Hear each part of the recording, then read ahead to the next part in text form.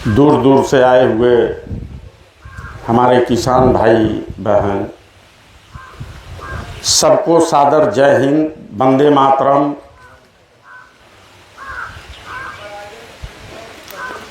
और जो आप इतने दूर से हमें सुनने के लिए आए हैं, इसके लिए हम आपका कोटि कोटि वंदन और अभिनंदन करते हैं।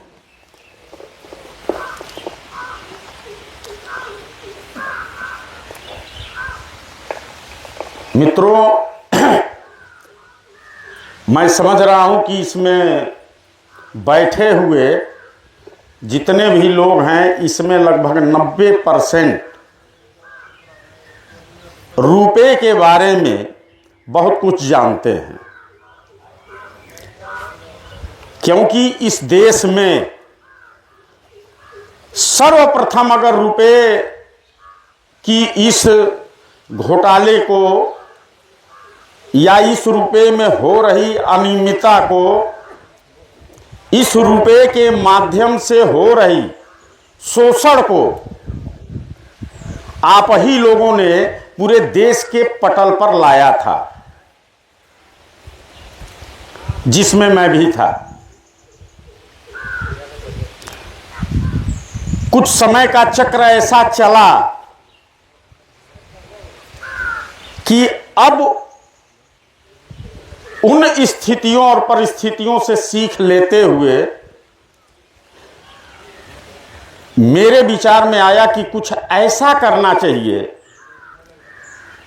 कि इस देश की जो पीड़ा है, जो उत्पीड़न हो रहा है, जो शोषण हो रहा है, उसका समाधान हो। और फिर इसमें लगभग 2015 से लगभग 13 से सन 2013 से लेकर के और अब तक निरंतर इसका शोध, इसका खोज, इस पर रिसर्च आज भी जारी है। अभी हम लोग इस बुक को लेकर के एक बैठक किए थे।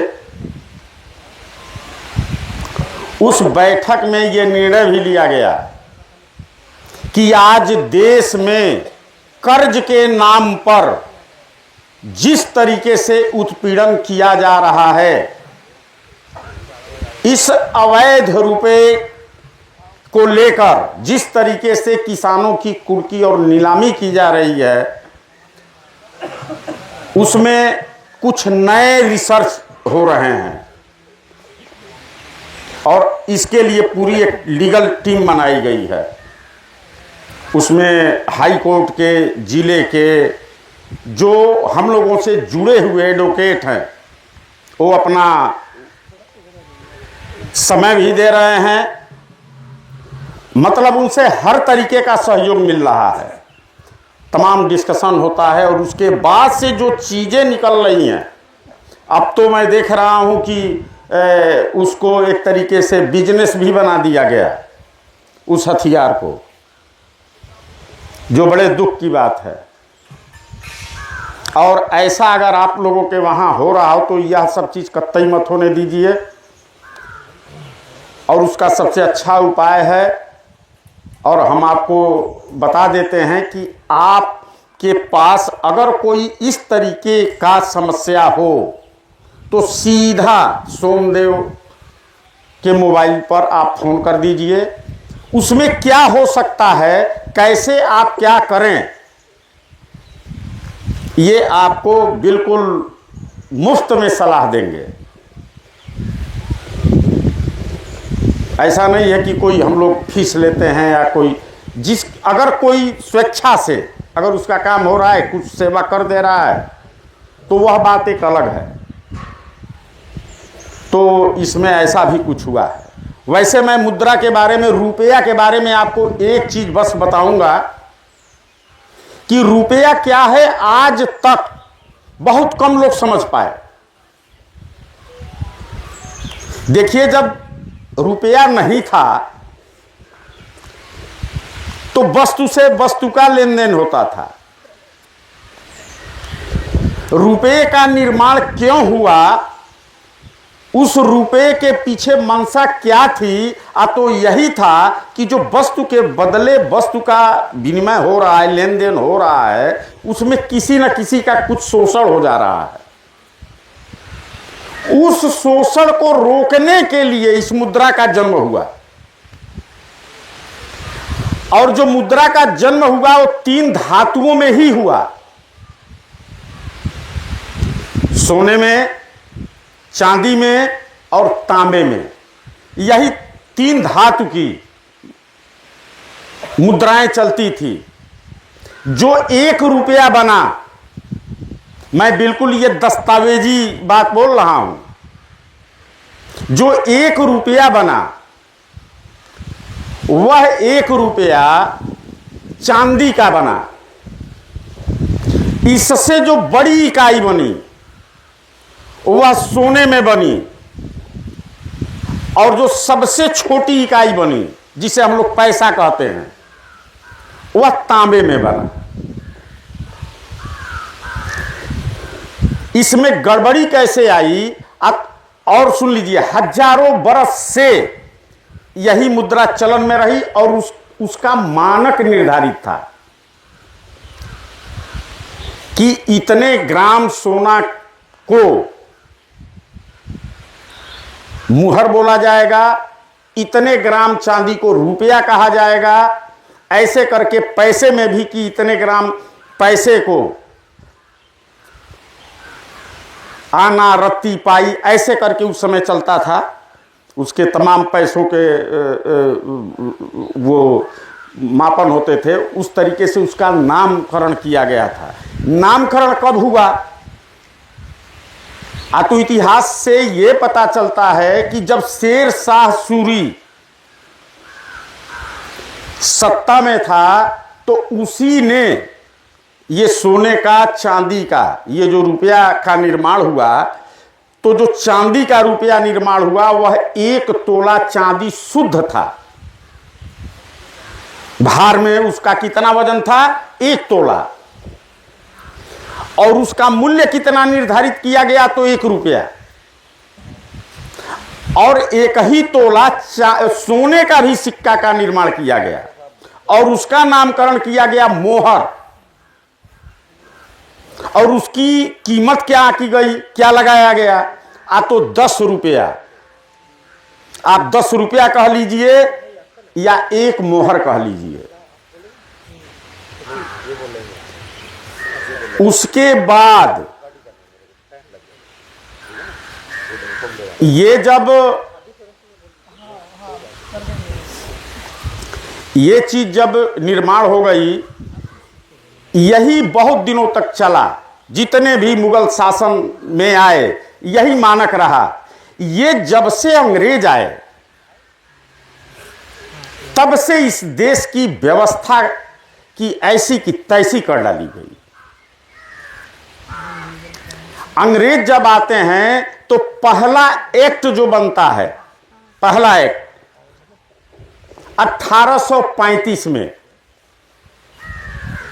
और उसको कहा गया कि ये रूल ऑफ लॉ है। कानून बनाया गया और कानून बना करके यहीं से लूटपाट हम लोगों की शुरू होती है।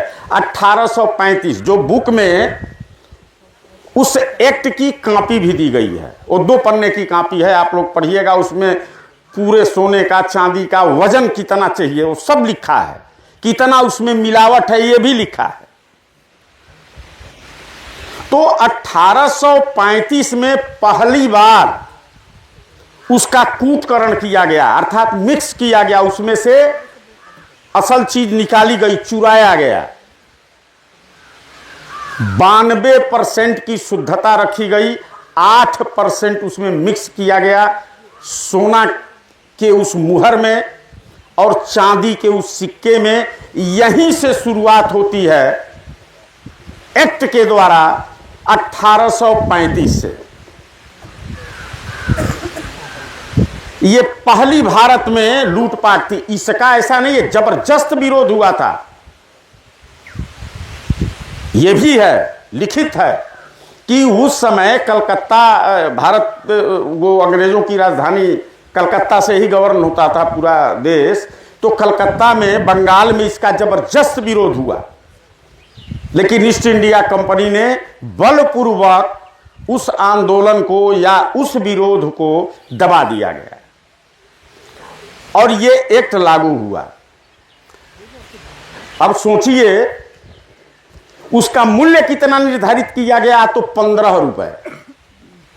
जिस मोहर की कीमत 10 रुपए थी, अब उसी मोहर की कीमत कितनी हो गई, 15 रुपए। अब सोचिए कि अगर आज सोने का रेट 1 लाख रुपया है मान लीजिए, और कल उसको 1.5 लाख कर दिया जाए, तो कितना बड़ा हंगामा खड़ा होगा देश में। भाई 50,000 रातों रात बढ़ जाए तो बहुत होता है ना। ऐसे हुआ और बढ़ा, और इसको लेकर के जबरदस्त विरोध भी हुआ, लेकिन जबरन उसको दबा दिया गया और यहीं से लूट शुरू हुई और वह लूट निर्बाध रूप से चलती रही। मैं ये कहना चाहता हूं कि यह लूट कोई नई नहीं है। अब वहां से फिर उन्होंने एक्ट बनाया 1862, 1870, 1906, ऐसे करके बनाते चले गए। लेकिन 1906, मैं आज की बात कर रहा हूं, आज क्वाइनेज एक्ट 1906 ही वैध मुद्रा मानी जाती है। और ये जो ईस्ट इंडिया कंपनी ने बनाया 1835, वही मानक आज भी स्टैंडर्ड के रूप में, उसको लीगल के रूप में, वैध के रूप में, उसी मानक को आज भी माना जाता है। अभी इतना ही नहीं, जब अंग्रेज आते हैं तो इस देश में इस तरीके की लूटपाट किए, कागजी मुद्रा सब लाए। अंग्रेजों के आने से पहले कागजी मुद्रा नहीं था, और उन्होंने 1882 में पेपर करेंसी एक्ट बनाया कि भाई ये सोने और चांदी के जगह पर अगर आप रुपया अपने पास रखते हैं तो ये इसके बदले, ये कागज के बदले आपको सोने और चांदी के ये सिक्के मिलेंगे। और बनाने के बाद वह लागू हुआ, कागज की मुद्रा चली। और आपको शायद पता नहीं होगा, भारतीय रिजर्व बैंक की स्थापना के पहले एक रिसर्च पेपर ब्रिटेन से निकला, हॉपकिंस यूनिवर्सिटी से। वो देता है कि 1862 से लेकर के 1934 के बीच जो पेपर करेंसी निकाली गई, उसकी सिक्योरिटी मनी जो रखी गई थी सोने और चांदी के रूप में, वह सिक्योरिटी मनी 4,36,700 टन सोना था। ये सुनकर के आपको विश्वास नहीं होगा। हम सोना इसलिए कह रहे हैं कि वो सोना और चांदी दोनों था, लेकिन इस समय गोल्ड स्टैंडर्ड चल रहा है। उन्हीं लोगों का बनाया हुआ कानून है कि गोल्ड स्टैंडर्ड, यानी जो रुपए का स्टैंडर्ड होगा वो सोना होगा। तो सोना के अनुसार अगर उस रुपए को बनाया जाए तो वह होता है 4,36,700 टन सोना। अगर उस सोने को इस देश की आबादी 125 करोड़ मान लिया जाए तो लगभग एक आदमी का 250 ग्राम से अधिक जाएगा। अब सोच लीजिए कि अगर आपके घर में 4 परिवार है तो 1 किलो सोना आपका। ये अभी कुछ दिनों की लूट का उन्होंने उसका रिसर्च करके और रिसर्च पेपर तैयार करके दिया था, जिसको कोई नहीं काट सकता। वह कोर्ट में भी मान्य होता है। रिसर्च पेपर कोई साधारण चीज नहीं है, वो बिल्कुल प्रमाण के साथ आता है।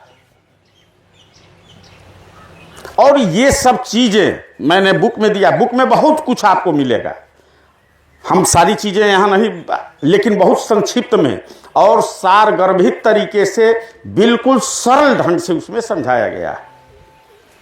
इस तरीके से करके ये लूटपाट, माने ये समझ लीजिए कि हम लोग कभी ना गरीब थे, आज भी नहीं हैं और भविष्य में भी नहीं रह सकते हैं, क्योंकि प्रकृति ने हमको इतना धन दिया है। संपदा क्या है? सोना चांदी थोड़े ना है। असल संपदा तो प्राकृतिक संपदा कही जाती है। ये हवा है, पेड़ है, पौधे हैं, फल है, मूल है, अनाज है। अभी अनाज न हो तो बताइए आदमी जिंदा रहेगा? लेकिन रुपया ना हो तो काम चलेगा, हम जीवित रहेंगे। लेकिन अन्न ना हो, असल धन है ये। लेकिन उन लोगों ने कुछ इस तरीके की ये अर्थनीति बनाई कि आज जिस रुपया में, आप लोगों को पता भी होगा कि सुप्रीम कोर्ट में जो वो घटना हुई थी, जजों के सामने लेकर के रुपया रखा गया और लोग भागे। आज अगर रुपये को सही कर दिया जाए, वही वैल्यू उस रुपये में डाल दिया जाए, तो सारी समस्या का समाधान हो जाए, कोई गरीब नहीं रहेगा। ये हमको गरीब बनाया गया।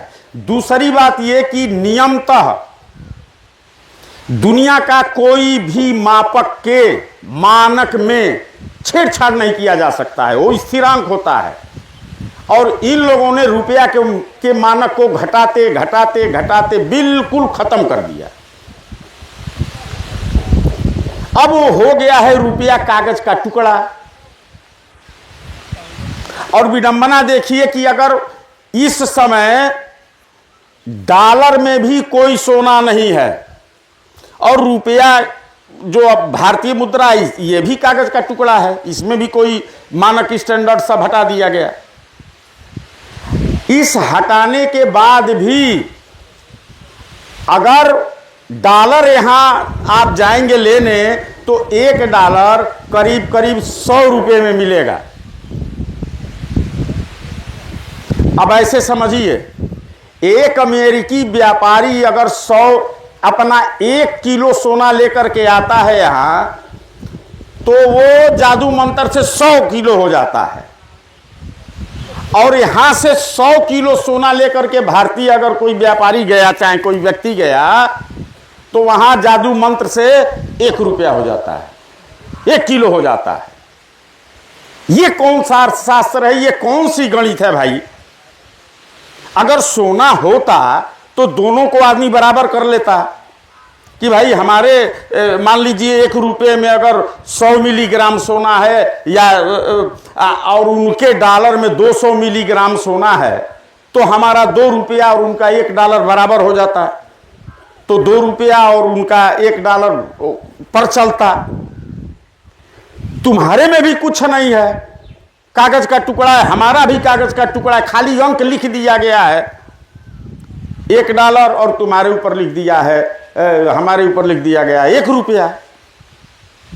लेकिन अब हम जब डॉलर लेंगे तो 100 रुपया देंगे, 90 रुपया देंगे। ये कैसे?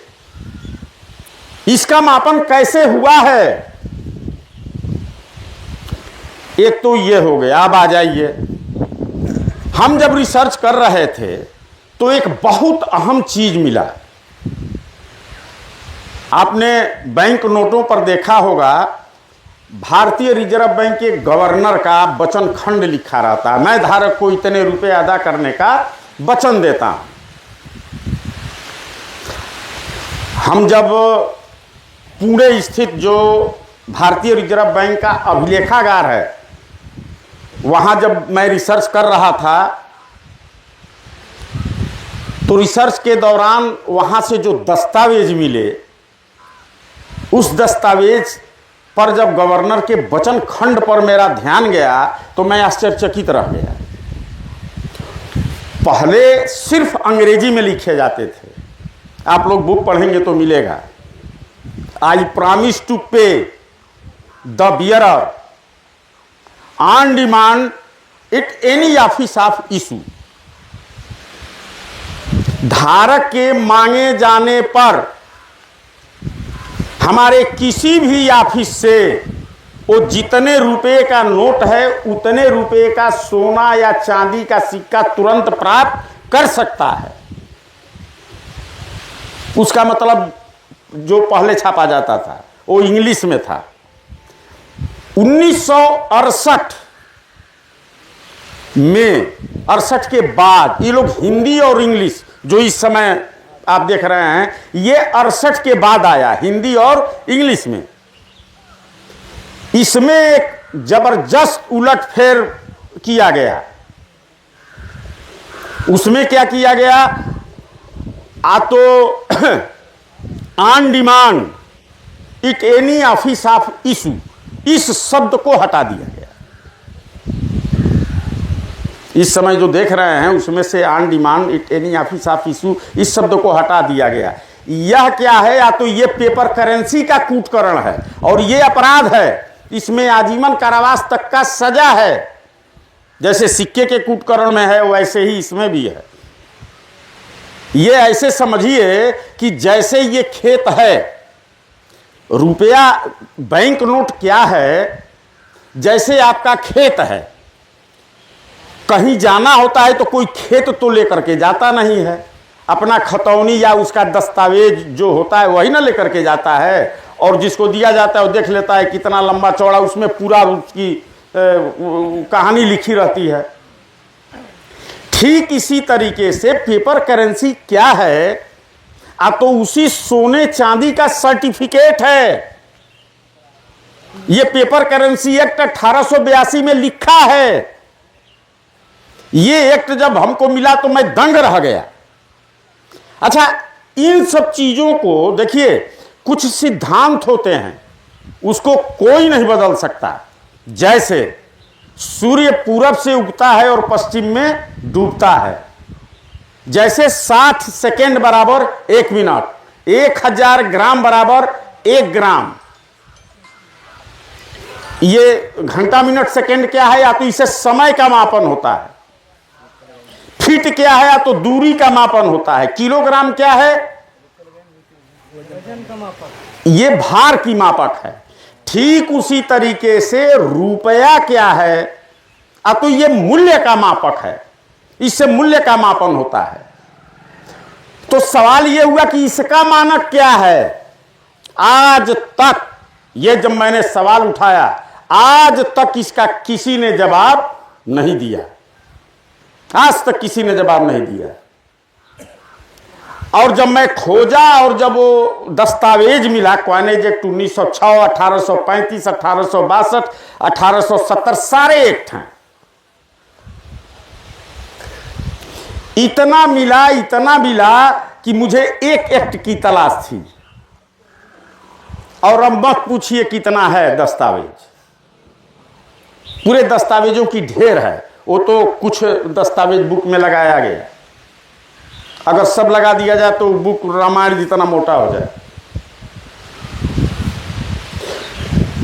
अब ये जो गवर्नर के वचन खंड का ये जो किया गया है कूटकरण, ये बहुत बड़ा अपराध है। और ये सारे मुद्दे उठाने के लिए बिल्कुल हम लोग तैयार थे, लेकिन वो होता है समय के पहले कुछ नहीं हो पाता है। तमाम इधर उधर की घटनाएं घटी, किसी कारण से वो नहीं हो पाया। अब उसकी सारी तैयारियां हो रही हैं और इसीलिए यह बुक बनाई गई कि इस बुक के आय से हम लोग इस काम को करेंगे। क्योंकि देखिए, आजकल का समय ऐसा है कि किसी से कहिए कि आप हमको 500 रुपया दे दीजिए, 1000 दे दीजिए, देश की सेवा करनी है, कोई देने को तैयार नहीं होगा। लेकिन हम लोग अपने इस ज्ञान को दे रहे हैं जिसके बारे में देश को कुछ पता होता नहीं है। पहले तो लोग बात सुनने को तैयार नहीं थे, और जब प्रमाण आया तो आज पूरा देश में कैसे जागृत हो रही है, ये किताब कैसे मतलब लोगों को जगा रही है, ये सब हम लोग जा करके देख रहे हैं ना। कहने का मतलब ये है कि ये जो काम हो रहा है ये बहुत तेज गति से हो रहा है। आप लोगों को मैं इस मामले में बहुत कुछ नहीं बताऊंगा, क्योंकि आप एक सधे हुए मजे हुए लोग हैं। आप लोगों ने इस लड़ाई को लड़ा है और बहुत बड़ा योगदान रहा है इस क्षेत्र का। हम लोगों का ये प्रैक्टिकल रहा है। हम खुद यहाँ के जिला जेल में बंद रहे 21 दिन। तो ये सब कहने की बात नहीं है, हम अच्छी तरीके से जानते हैं। हाँ, एक चीज आप लोग याद रखिएगा, हम विशेष रूप से यह संदेश अपने उन साथियों को देने आए हैं जो इस लड़ाई को लड़ चुके हैं कि भाई आपका काम बहुत तेज गति से हो रहा है और आप लोग बिल्कुल चुपचाप जो आपसे बन पड़े उसको कीजिए, और जिस दिन आपकी जरूरत पड़ेगी हम खुद आएंगे, संदेश भिजवा दिया जाएगा और आप लोगों को जो भी अवगत कराना होगा हम लोग कराएंगे। कारण यह है कि देश कोई छोटा मोटा देश नहीं है, बहुत बड़ा है और पता नहीं ये किसकी क्या दया है, आशीर्वाद है कि आज पूरे देश में घूमने का, जानने का अवसर मिल रहा है और जिस तरीके से लोगों में जागृति आ रही है मैं खुद आश्चर्यचकित रह जाता हूं। ये आप देख रहे हैं, ये नरेंद्र जी आए हैं दिल्ली से। इस बुक की जब चर्चा चली तो मेरे लिए बहुत बड़ी समस्या थी। हम बहुत ज़्यादा कुछ नहीं कहेंगे, बस एक इशारे में आपको बता दें। इन्होंने कहा कि वर्मा जी आप इसकी समस्या को छोड़िए, ये आपकी समस्या है, मेरी समस्या है, अब इसका समाधान हम करेंगे। और आज देखिए ये बुक तैयार हो गया। इस बुक की तैयारी में मुझे लगा कि आखिर इसमें कैसे कैसे परिवर्तन किया जाए, कोई हमारे पास है नहीं। ये बच्चे जो आए हैं देखिए, सोमदेव और मोहित, इन दोनों का योगदान इसमें बहुत बड़ा है। तो कहने का मतलब ये कि जब आप उस राह पर चलते हैं ना और बिल्कुल एक संकल्प के साथ चलते हैं, दिल साफ करके चलते हैं, तो साथ वह प्रकृति भी देती है, वह परमात्मा भी देता है, वह प्रभु भी देता है। लेकिन अगर आपके अंदर इस मार्ग में कोई भी अंतःकरण में अगर साफ नहीं होगा, कुछ गंदगी होगी, तो वह आपको चलने नहीं देगी। इसलिए हम आज विशेष रूप से, मुझे बहुत खुशी हुई, हम यहाँ आने के, हमको बताया भी नहीं गया, यहाँ आने के बाद इस लड़के ने बताया कि आपको चलना है लखीमपुर। हम बड़े चक्कर में पड़ गए। हमने कहा ये बताओ 9-10 दिन तो अभी दिल्ली में रहेंगे, तो अच्छा मेरी इच्छा भी थी कि मैं चलूँ लखीमपुर। अरे भाई अपने 2-4-10 साथी पुराने हैं, दर्शन दिया जाएगा, दर्शन लिया जाएगा। और आपको यह जान के आश्चर्य होगा कि मैं आज तक कहीं भी नहीं गया।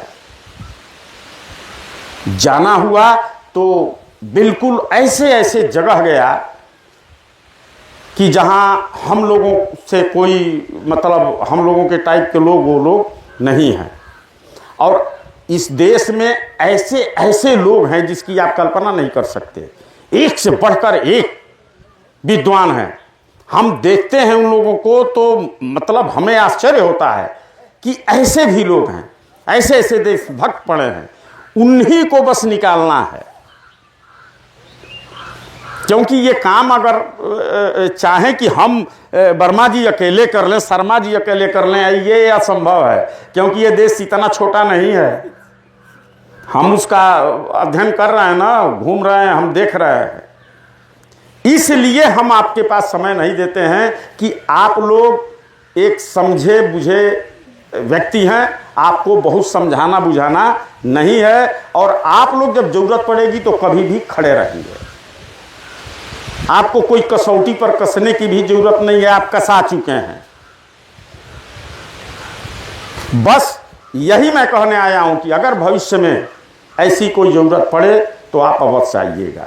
दूसरी बात यह कि मुख्य रूप से यहां आने का पर्पज यह भी रहा कि इस बुक के बारे में मैं आपको बता दूं।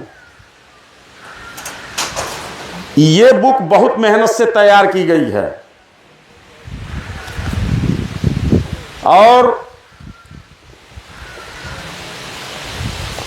और इस पे जितने भी पहले के जो पहली बुक हमारी थी उसमें और इसमें बहुत अंतर है। उस बुक में सिर्फ किसान और मजदूर के बारे में ही जो शोषण हुआ था उसके बारे में लिखा गया था। हमने इसमें सुप्रीम कोर्ट के जज कैसे लूटे जाते हैं, उनके वेतनमान में कैसे लूट होती है, हाई कोर्ट के जजेस कैसे लूटे जाते हैं, उनके वेतनमान में कैसे लूट होती है, जिला के जज कैसे लूटे जाते हैं, जिला के एसपी और डीएम इनके वेतनमान में कैसी विसंगतियां हैं, कैसे लूटे जाते हैं, उन सबका इसमें पर्दाफाश किया गया है और बिल्कुल गणितीय ढंग से। तो मैं ये चाहूंगा कि इसका जितना अधिक से अधिक हो सके आपको जन जन तक पहुंचाना है। और करना क्या है, अगर कोई तैयार होता है व्हाट्सएप नंबर है, ये इसमें आपको मिल भी जाएगा, आप लोग नोट कर लीजिएगा, और उसके माध्यम से आप इसकी बुकिंग कराइए। और इस महीने मुझे लगता है कि इस महीने के अंत में इसका वितरण शुरू हो जाएगा, क्योंकि अभी इसका लॉन्चिंग कराना है और हमको लगता है कि ये जो इसका विमोचन होगा, इसकी जो लॉन्चिंग होगी वो संभवतः अभी कंफर्म नहीं है, लेकिन लगता है गुजरात में हो। तो जो भी लोग अगर वहाँ पहुँचना चाहे तो वहाँ भी पहुँच सकते हैं।